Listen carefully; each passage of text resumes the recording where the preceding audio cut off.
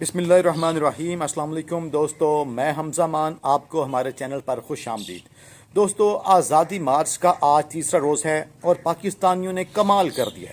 کمال inning کھیلی لاہور والوں نے، با کمال اننگ کھیلی شاہدرہ والوں نے، اور ان دونوں سے بہتر پرفارمنس دی لاہور سے، اور شاہدرہ سے بھی زیادہ کراؤڈ مجھے آج مریدکے میں نظر آیا۔ وہاں پر مقامی قیادت نے بھی شاندار کردار ادا کیا، جس میں کہ انہوں نے کافی اچھی گیدرنگ کی اور کافی زیادہ تعداد میں وہ آج اپنے ووٹرز کو نکالنے میں کامیاب ہوئے۔ اور اب یہ آزادی مارچ کا جو سلسلہ ہے اپنے پورے جوش و خروش کے ساتھ آگے بڑھ رہا ہے۔ گجرانوالہ کے بالکل قریب آزادی مارچ پہنچ چکا ہے اور تا حد نگاہ لمبی قطاریں ہیں گاڑیوں کی، اور ہر طرف جناب انسانوں کا ایک تحریک انصاف کے کارکنان کا ایک سمندر نظر آ رہا ہے۔ سر ہی سر ہر طرف نظر آ رہے ہیں، ایسے لوگ ایک دوسرے میں گھسے ہوئے ہیں، اور جناب ایک جمع غفیر ہے، ایک سیلاب ہے، ایک سونامی ہے جو کہ اسلام آباد کی طرف بڑھ رہا ہے۔ ترتیب کچھ یوں ہے کہ یہ روز نیا آغاز کیا جاتا ہے آزادی مارچ کا، اور جیسے اگلے یہ جناب علاقوں میں بڑھتا ہے تو وہاں سے لوگ شامل ہو جاتے ہیں۔ آج یہ گجرانوالہ پہ اینڈ ہوگا، تو یہ میرے خیال میں یہ سلسلہ رکنے والا نہیں ہے۔ بہترین پرفارمنس جاری ہے، اور یہ کمال اسٹریٹجی بنائی عمران خان نے کہ رات کو سب کو ریسٹ کرواتے ہیں، قیادت بھی ریسٹ کرتی ہے، خان صاحب خود بھی ریسٹ کرتے ہیں، اور پھر اگلے دن صبح نئی انرجی، نئے ولولے، نئے جوش و جذبے کے ساتھ اس کا آغاز جو ہے وہ کر دیا جاتا ہے۔ اور لاہور نے بھی بہترین پرفارمنس دی ہے۔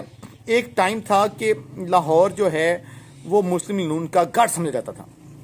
نون لیگ کا بلا شبہ وہ کبھی گڑھ ہوتا تھا، لیکن پھر مریم صفدر نے سیاست شروع کی، اور آہستہ آہستہ سے نون لیگ جو ہے وہ لاہور کے چوکوں چراہوں میں، گلیوں میں، چوکوں میں دفن ہوتی گئی۔ پھر اللہ رکھا پیپسی صاحب نے لبرٹی چوک میں نون لیگ کی آخری رسومات جو ہیں وہ ادا کی۔ اللہ رکھا پیپسی کو تو بہت فائدہ ہوا، ان کو تو ایک چینل میں نوکری مل گئی، اور وہ ماشاءاللہ اپنے فن سے کمال کام کر رہے ہیں، لوگوں کو محظوظ کر رہے ہیں، ایک کامیڈی کرتے ہیں، وہ شاندار آرٹسٹ ہیں۔ لیکن نون لیگ کی بربادی جو ہے وہ بہت بڑے پیمانے پر ہوئی ہے۔ لاہور اب نون لیگ کا نہیں رہا۔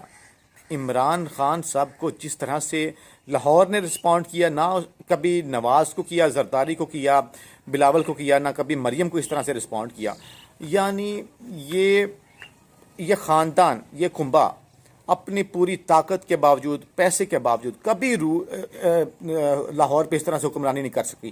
جس طرح عمران خان نے 2 دن پہلے وہاں پر لبرٹی چوک سے ایک عوام کا جمع غفیر نکال کے دکھایا، اور پورا شہر ان کے ساتھ کھڑا ہے، ٹی ویز پہ بھی لوگ بیٹھ کے دیکھ رہے ہیں۔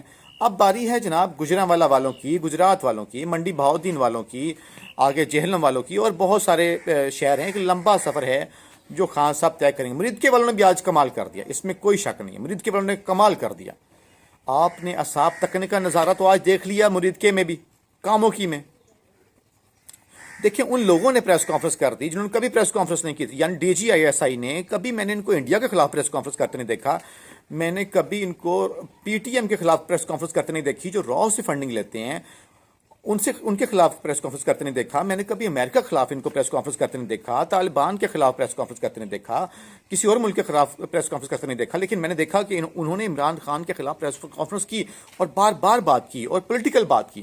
ایک بات پہ ہمیں بہت اعتراض ہے کہ ارشد شریف کو پاکستان میں انہوں نے کہا جی کوئی خطرہ نہیں تھا۔ دونوں افسران جو جنرلز ہیں وہ کہہ رہے تھے کہ ایک بات ہم بہت کرسٹل کلیئر آپ کو بتا دینا چاہتے ہیں کہ بہت بڑا دل تھا ارشد شریف کا، ارشد شریف صاحب کا بہت بڑا دل تھا، ہماری بھی ان سے سلام دعا تھی، ہم چھوٹے جرنلسٹ ہیں لیکن وہ چھوٹوں سے بھی بہت پیار کرتے تھے۔ ایک ایسے بہادر دلیر آدمی کو پاکستان چھوڑنا پڑا جو کمپرومائز نہیں کر رہا تھا، جو آپ کی بات نہیں مان رہا تھا، تو ذرا سوچئے وہ واقعی خطرے میں تھے۔ اور ارشد شریف صاحب کو کن سے خطرہ تھا وہ بار بار بتا چکے ہیں، ان کو پاکستان کے اداروں سے خطرہ تھا، اداروں میں بیٹھے ہوئے لوگ ان کو پریشان و تنگ کرتے تھے، پاکستان کی اسٹیبلشمنٹ ان کا جینا حرام کر رکھا تھا۔ باقی صحافیوں کے ساتھ بھی یہی ہو رہا ہے۔ بتائیے، بنائیے ایک انڈیپینڈنٹ انکوائری کمیشن، بلائیے یونائٹڈ نیشن کی ایک انکوائری، اور سب کو تحفظ دیا جائے، تو پھر صحافی بتائیں گے، ہاں میں بتاؤں گا، عمران ریاض بتائیں گے، دوسرے اینکرز بتائیں گے۔ ہم نے مطالبہ کیا ہے کہ جنرل باجوہ صاحب بلا کے پوچھ لیں سینئر صحافیوں کو بلا کے پوچھ لیں. عمران ریاض خان نے کہا مجھے بلا کے پوچھ لیں. عمران ریاض نے کہا کہ میں بتاؤں گا، پبلکلی بتاؤں گا کس نے کیا کہا. اس نے کہا کہ میں ایک ایک کا نام لے کے عمران ریاض نے کہا میں بتاؤں گا کس کس نے پریشان کیا. جو انفارمیشن دی گئی ہے، ہو سکتا ہے D G I S I صاحب کو وہ انفارمیشن نہ ہو، لیکن میرا خیال ہے ایسا ہو نہیں سکتا. میں نہیں مانتا کہ D G I S I کے پاس انفارمیشن نہ ہو. لوگ وہاں پہ صحافی اپنے لفافی ہونے کی جو سرٹیفکیٹ ان سے مانگ رہے تھے، معلومات مانگ رہے تھے، پوچھ رہے تھے، کیسی بکواس انہوں نے حرکت کی کہ ایک ہمارا بھائی شہید ہو گیا ہے، اس کی شہادت پہ پریس کانفرنس ہوگی، وہاں پہ سلیم لفافی پوچھ رہا ہے D G I S I سے اور جنرل دوسرے جو ہیں D G I S P R سے کہ جی میں لفافی ہوں یا نہیں. سلیم لفافی پوچھ رہا ہو. بھائی بچے کے بعد تو لفافی ہے، تیرے لفافی ہونے میں شک ہے کسی کو؟ ارشد شریف کا بہت بڑا دل تھا، اس کو ہم سے چھین لیا گیا.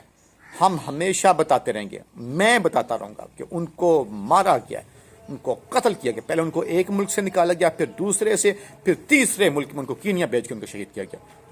ہاں، میری نظر کے اندر جن لوگوں نے ان ان حالات کے اندر پہنچایا، وہاں چاہے کالے چور نے مارا ہو، کالے کتے نے مارا ہو، وہ ذمہ دار نہیں ہے. یہ ذمہ دار ہیں جنہوں نے یہ اس ملک کو چھوڑنے پہ مجبور کیا، جنہوں نے ان کو ایئر وائے چھوڑنے پہ مجبور کیا.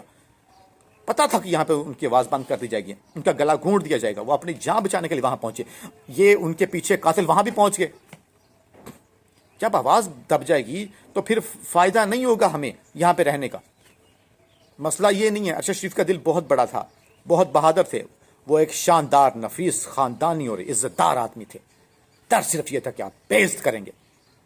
ڈر صرف یہ تھا. پاکستان میں سسٹم جو ہے، پاکستان میں نظام کپڑے اتارنے کی ڈیوٹی پہ لگا ہوا ہے.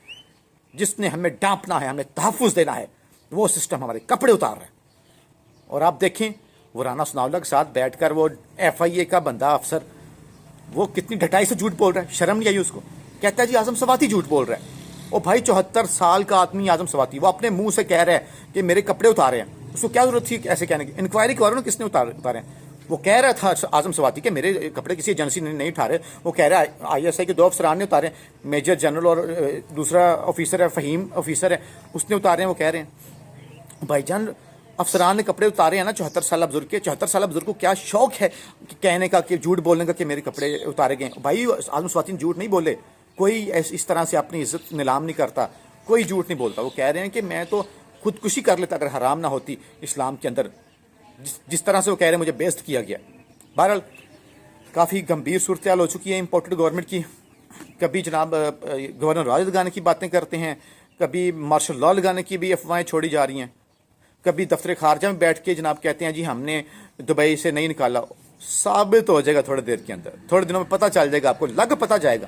ارشد شریف کا خون ہم رائے گا نہیں جانے دیں گے. ہمارا مطالبہ پورا نہ ہوا نا تو ہم ایک چیز عرض کرتے ہیں، ہم اٹھائیں گے ارشد بھائی کے لیے آواز. کوئی دوسرا صحافی آواز نہ اٹھائے. ڈر جائیں، وڑ جائیں. صحافی بکے ہوئے ہیں بہت سارے، مجھے پتہ ہے. جو اوپر سے کہتے ہیں نا ہم نہیں بکے، وہ بھی بکے ہوئے ہیں. مجھے کوئی بھی قیمت جھکانی پڑی تو ہم ارشد بھائی کی آواز اٹھائیں گے. اگر آج ہم نے آواز نہ اٹھائی تو یہ سلسلہ چلتا رہے گا اور یہ اس طرح سے اٹھاتے رہیں گے پاکستانیوں کو، اور یہ اسی طرح سے مارتے رہیں گے، شہید کرتے رہیں گے یہ پاکستانیوں کو. ہم کبھی بھی ارشد شریف صاحب کا خون رائے گا نہیں جانے دیں گے. اب جناب یہ آزادی مارچ سے ان کی کانپیں ٹانگ رہی ہیں، زرداری کی کانپیں ٹانگ رہی ہیں، فضل الرحمان کی کانپیں ٹانگ رہی ہیں، شہباز شریف کی کانپیں ٹانگ رہی ہیں. میں آپ کو گارنٹی کرتا ہوں کہ آزادی مارچ سے پاکستانیوں آپ کے حق میں بہت اچھے فیصلے آنے والے ہیں. اب تک کے لیے اتنا ہی. اپنا خیال رکھیے. پاکستان زندہ باد.